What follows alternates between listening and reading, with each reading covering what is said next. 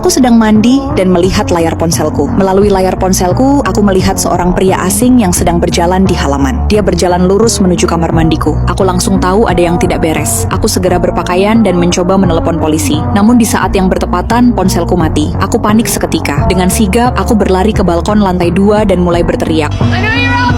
Aku mengatakan bahwa aku sudah menelepon polisi. Aku ingin menakut-nakuti pria berbaju hitam itu. Kemudian aku bergegas kembali ke dalam dan mengunci pintu rapat-rapat. Setelah memastikan semua jalan keluar tertutup, aku mengeluarkan power bank untuk mengisi daya ponselku. Tapi pria berbaju hitam itu sudah sampai di depan pintu. Untungnya, jendela villa itu dilapisi kaca film privasi. Aku bisa melihat keluar, tetapi dia tidak bisa melihat ke dalam. Aku menahan napas dan tidak berani mengeluarkan suara. Setelah berdiri di sana sejenak, dia bergerak menuju pintu belakang. Saat itulah aku tiba-tiba ingat pintu belakang masih tidak terkunci. Aku segera berlari ke sana dan menguncinya tepat sebelum dia masuk. Dia mengawasinya sambil terus mengintip ke dalam rumah. Aku ketakutan. Aku bergegas memeriksa jalan keluar lainnya juga. Baru setelah dia pergi sejenak, aku berani melanjutkan untuk mengisi daya ponselku. Tapi yang membuatku kehilangan harapan adalah dia tidak berniat pergi. Dia terus berputar-putar di sekitar villa mencari jalan masuk. Aku hanya bisa terus mencoba menelepon polisi. Tapi setelah beberapa kali mencoba, panggilan itu tetap tidak terhubung. Saat itulah aku menyadari pria berbaju hitam itu sudah memutus saluran internet rumah. Aku hampir putus asa. Tepat ketika aku hampir kehilangan kendali, tiba-tiba aku melihat detektor asap di langit-langit. Aku langsung menyadari bahwa jika aku bisa memicu alarm, ada kemungkinan petugas pemadam kebakaran akan datang. Aku mengambil korek api dan menahannya tepat di bawah detektor. Untungnya alarm akhirnya berbunyi.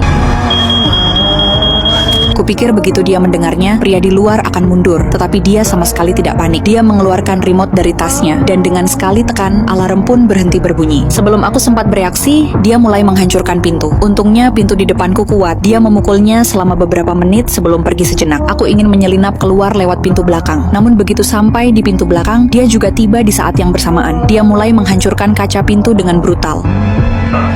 Kaca itu hampir pecah, lalu tiba-tiba bel pintu berbunyi. Saat itulah aku ingat pesanan makananku sudah datang. Aku berlari ke balkon lantai 2 dan dengan putus asa memberi isyarat kepada kurir untuk menelepon polisi. Tapi dia terlalu jauh untuk mendengarku dengan jelas. Sebelum aku bisa melakukan hal lain, sesuatu yang mengerikan terjadi.